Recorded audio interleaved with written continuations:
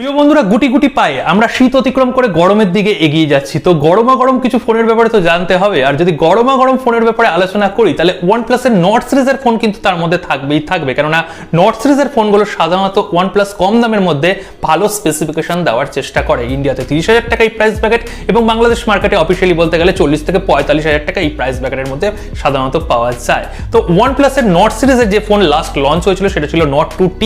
8 মাস আগে লঞ্চ হয়েছিল আর তার আপগ্রেড ভার্সন, অনেকটাই আপগ্রেড ভার্সন, যার মধ্যে আপনারা পারফরমেন্স দুর্দান্ত পেতে চলেছেন, ক্যামেরার নতুন সলিড সেন্সর পেতে চলেছেন, এছাড়াও অলরাউন্ডার একটা প্যাকেজ যেটা নট সিরিজের প্রধান ইউএসপি।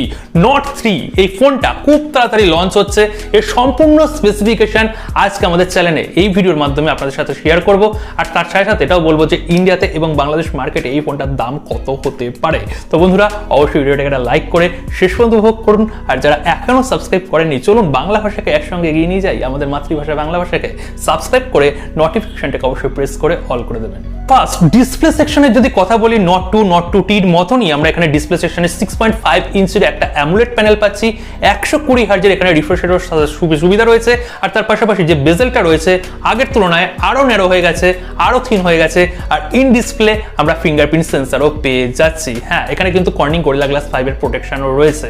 আর যদি এখানে আমরা পারফরমেন্স, যদি প্রসেসর সেকশনের কথা বলি, নতুন প্রসেসর মিডিয়াটেক ডায়মেনসিটির, মানে নট সিরিজের ক্ষেত্রে নতুন প্রসেসর 8200 এই প্রসেসরটা পেয়ে যাচ্ছে। আর এর আন্তত স্কোরের ব্যাপারে একটু শুনবেন, 8 লক্ষের অধিক এখানে আন্তত স্কোর আপনারা পেয়ে যাবেন 888 এই প্রসেসরের থেকে। ফার একটা বেটার প্রসেসর, ভালো অপটিমাইজেশন পাবেন, কেননা এই প্রসেসরটা একটা টেস্টেড প্রসেসর। অনেক ফোনের ক্ষেত্রে এই প্রসেসরটা ব্যবহৃত হয়েছে। 4nm টেকনোলজিতে গঠিত, আর্কিটেকচারে গঠিত, তার মানে ব্যাটারি এফিশিয়েন্টও দুর্দান্ত হবে। দুর্দান্ত পারফরমেন্সের জন্য, দুর্দান্ত ভিডিও এডিটিং এর জন্য, গেমের কথা ছেড়ে দিলাম, সমস্ত রকমের গেম আমরা খুব দারুণভাবে মাখনের মতন খেলতে পেয়ে যাবেন। আর যদি এই ফোনের আমি ক্যামেরা সেকশনের কথা বলি, এখানেও কিন্তু আপগ্রেড এসছে। এখানে আমরা ব্যাক সেকশনে 3টা ক্যামেরা পাচ্ছি।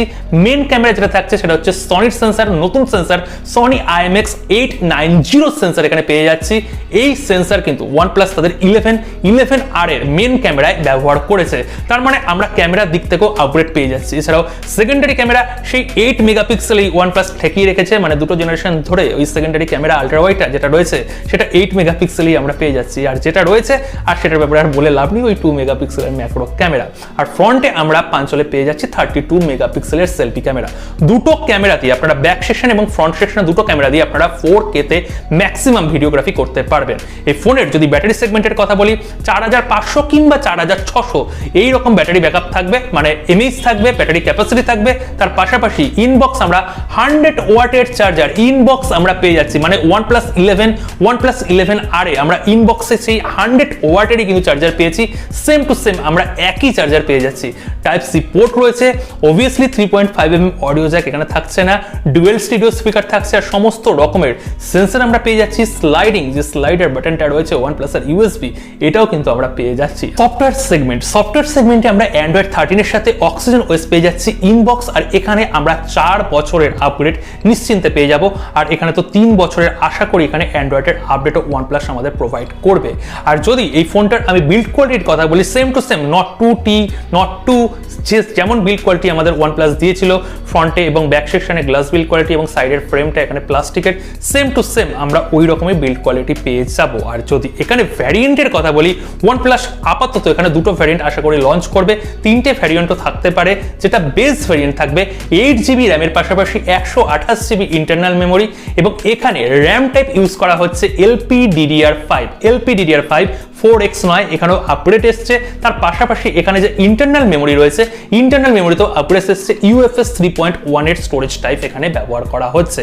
আরেকটা যেটা ভ্যারিয়েন্ট থাকবে সেটা 12GB র্যামের সঙ্গে এখানে 256GB ইন্টারনাল মেমোরি থাকবে, অথবা এখানে আরেকটাও ভ্যারিয়েন্ট তারা নিয়ে আসতে পারে। 3 নম্বর ভ্যারিয়েন্টের কথা বলছি, এখানে 8GB র্যামের পাশাপাশি 256GB ইন্টারনাল মেমোরি। মনে হয় না আসবে, এখানে 12 এর সঙ্গে 256 একটা কম্বিনেশন থাকবে।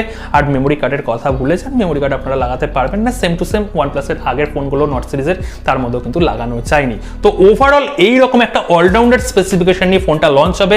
আমার মনে হচ্ছে কোথাও গিয়ে এখানে আলট্রা ওয়াইডটা যদি এখানে 12 মেগাপিক্সেল বা 13 মেগাপিক্সেল করে দিতে পারতো, দুটো ক্যামেরা দিত, সলিড হয়ে যেত ফোনটা। ওই 8 মেগাপিক্সেলেই ঠেকিয়ে রেখেছে। কিন্তু অবভিয়াসলি এখানে একটা কথা স্বীকার করতে হবে যে নতুন সনির সেন্সার দিচ্ছে, তার পাশাপাশি এখানে প্রসেসর সেগমেন্টও কিন্তু অনেক আপডেট এসছে, পারফরমেন্স অনেক কিছু আপনারা বেটার পেয়ে যাবেন। কেননা আগের OnePlus-এর ফোনের মধ্যে কিন্তু আমরা সেই ডায়মন্ডসিটি, মিডিয়াটেক ডায়মন্ডসিটির 1300 প্রসেসরটা পেয়েছিলাম, নট 2T-তে পেয়েছিলাম এবং নট 2-তে পেয়েছিলাম 1200 প্রসেসর। আর এই 1300-1200-র মধ্যে অ্যাকচুয়ালি কিন্তু কোনো পার্থক্য ছিল না। তো এই সিরিজের যে ফোনটা আসছে নট 3, এখানে কিন্তু আমরা পিওর অনেকটাই আপডেট পাচ্ছি। Camera section, performance section, overall একটা ভালো মতনই আপডেট আসে। তো এখানে অ্যাকচুয়ালি তাহলে দাম কত হতে পারে? ইন্ডিয়াতে ধরা হচ্ছে এটা 30,000 টাকার মধ্যে আসবে না, 32-33,000 টাকা এইরকম প্রাইস ব্র্যাকেটের মধ্যে আসবে। কিন্তু অফার দিয়ে OnePlus এটা 30,000 টাকাতে নিয়ে আসতে পারে। আর বাংলাদেশ মার্কেটে এখানে ভিডিও শুরুতে যেটা বললাম, এটা অফিসিয়ালি কিন্তু 40,000 টাকার কাছাকাছি চলে যাবে, 40 থেকে 45,000 টাকা এই প্রাইস সেগমেন্টের মধ্যে থাকবে এবং আনঅফিসিয়ালি অনেকটাই কম থাকবে, 40,000-এর নিচে আপনারা আনঅফিসিয়ালি এই ফোন ইন্ডিয়াতে লঞ্চ হওয়ার পরে বাংলাদেশ থেকেও আপনারা ক্রয় করতে পারবেন। তো আপনারা কারা OnePlus-এর ফোন ব্যবহার করেন বা চিন্তা ভাবনা করছেন এইরকম একটা ফোন কেনার জন্য, অবশ্যই কমেন্ট সেকশনে কমেন্ট করে শেয়ার করুন আপনার মতামত। যদি কিছু জানতে চান তাহলে অবশ্যই শেয়ার করবেন। দেখা হচ্ছে কালকে আরেকটা নতুন ভিডিওতে।